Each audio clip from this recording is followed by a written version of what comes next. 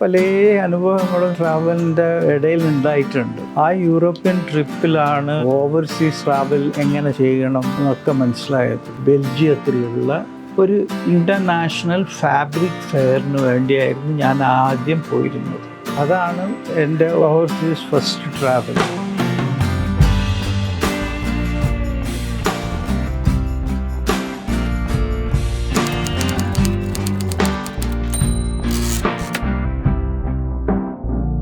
Travel എന്ന് പറയുന്നത് ഞാൻ ടേസ്റ്റ് ചെയ്യുന്ന വളരെ ചെറുപ്പം മുതൽ എൻ്റെ മദറാണ് എന്നെ യാത്ര ചെയ്യാൻ പഠിപ്പിച്ചത്. അന്ന് റെയിൽ ട്രാവലായിരുന്നു കോമൺ ആയിട്ടുള്ളത്. എൻ്റെ ഫാദർ എനിക്ക് 2.5 വയസ്സുള്ളപ്പം മരിച്ചു. ഞാനായിരുന്നു ഏറ്റവും അവസാനത്തെ മകന്. ഏത് സ്ഥലത്ത് പോകുന്നുണ്ടെങ്കിൽ കൂട്ടിക്കൊണ്ട് എൻ്റെ മദറായിരുന്നു. പിന്നെ ട്രാവൽ എന്ന് പറഞ്ഞു കഴിഞ്ഞാൽ ഇവിടെ വലിയ പൊസിഷൻസ് ഒന്നും ഇല്ലാത്തത് കാരണം എൻ്റെ ബ്രദേഴ്സൊക്കെ ഗൾഫിലായിരുന്നു. ജീവിക്കാൻ വേണ്ടിയിട്ട് 76 ഞാനും അവരുടെ കൂടെ പോയി ജോയിൻ ചെയ്തു.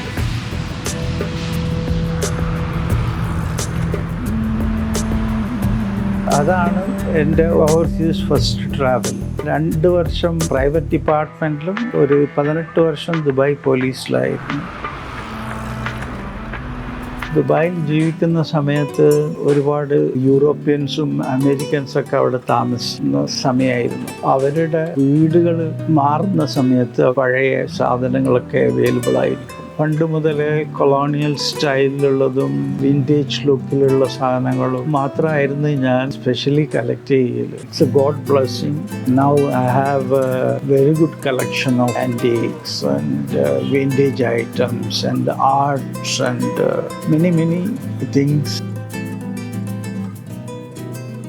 അതിൻ്റെ ശേഷം 40ാമത്തെ വയസ്സിലാണ് ഞാൻ എൻ്റെ ഫസ്റ്റ് ബിസിനസ് ട്രിപ്പ് നടത്തിയത്. ബെൽജിയത്തിലുള്ള ഒരു ഇൻ്റർനാഷണൽ ഫാബ്രിക് ഫെയറിന് വേണ്ടിയായിരുന്നു ഞാൻ ആദ്യം പോയിരുന്നത്.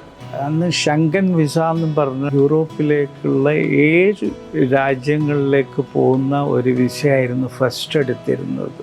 ആ യൂറോപ്യൻ ട്രിപ്പിലാണ് ഒരു ഓവർസീസ് ട്രാവൽ എങ്ങനെ ചെയ്യണം, വിസ എങ്ങനെ എടുക്കണം എന്നൊക്കെ മനസ്സിലായത്.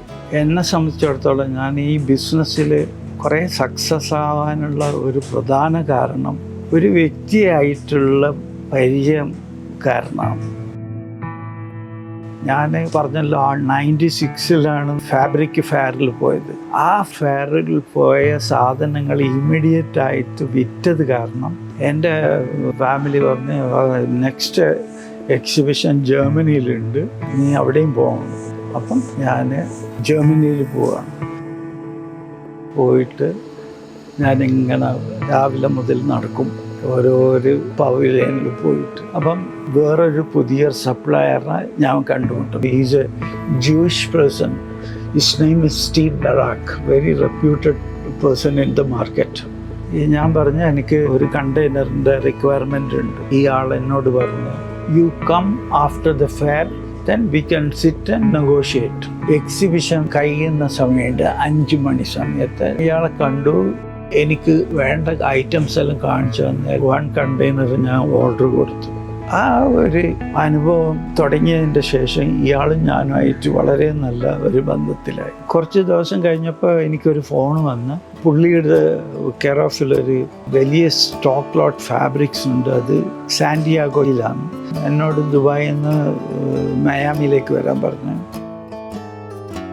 സാന്റിയാഗോയിൽ അവരുടെ ഷോറൂം ഒന്ന് ചുറ്റി നോക്കിയപ്പോൾ ഒരുപാട് ഫാബ്രിക് ഡിസ്പ്ലേ കണ്ടു. അപ്പോൾ ഞാൻ അതിൻ്റെയൊക്കെ വില വെറുതെ അവരോട് ചോദിച്ചു. ഭയങ്കര പ്രൈസാണ് അവർ പറഞ്ഞു. ഇയാളോട് ഞാൻ പറഞ്ഞു, ഇത് ഭയങ്കര വിലയാണല്ലോ നിങ്ങൾ ഇവിടെയുള്ള ഫാബ്രിക്കിന്. ഈ പറഞ്ഞതിൻ്റെ വളരെ ചെറിയ പൈസയിൽ എനിക്ക് നിങ്ങൾക്ക് ഫാബ്രിക് സപ്ലൈ ചെയ്യാൻ പറ്റും. സിറിയ എന്ന് പറഞ്ഞൊരു സ്ഥലമുണ്ട്. സിറിയയിലെ വെരി റീസണബിളായിട്ടുള്ള പ്രൈസിലുള്ള പ്രോഡക്റ്റുകൾ ഇഷ്ടം പോലെ ഉണ്ട്. ഞാൻ തിരിച്ച് ദുബായിൽ വന്നു. കുറച്ച് ദിവസം കഴിഞ്ഞപ്പോൾ ഈ ജൂയിഷ് ഫ്രണ്ട് എൻ്റെ ബ്രദറിനെ വിളിച്ചിട്ട് പറഞ്ഞ 100 ഡിസൈൻ 3 മീറ്റർ വെച്ചിട്ട് ഒരു 300 മീറ്റേഴ്സ് അവിടെ അയച്ചു കൊടുക്കാൻ പറഞ്ഞു. ഇവർ 25 കാറ്റലോഗ്സ് ഉണ്ടാക്കി സൗത്ത് അമേരിക്കൻ മാർക്കറ്റിൽ കംപ്ലീറ്റ് അയാൾ ഡിസ്ട്രിബ്യൂട്ട് ചെയ്തു. എൻ്റെ പ്രൈസും ഡിസൈനും കണ്ടപ്പം എനിക്ക് കിട്ടിയ ഓർഡറിന് ഒരു കയ്യും കണക്കുമില്ല.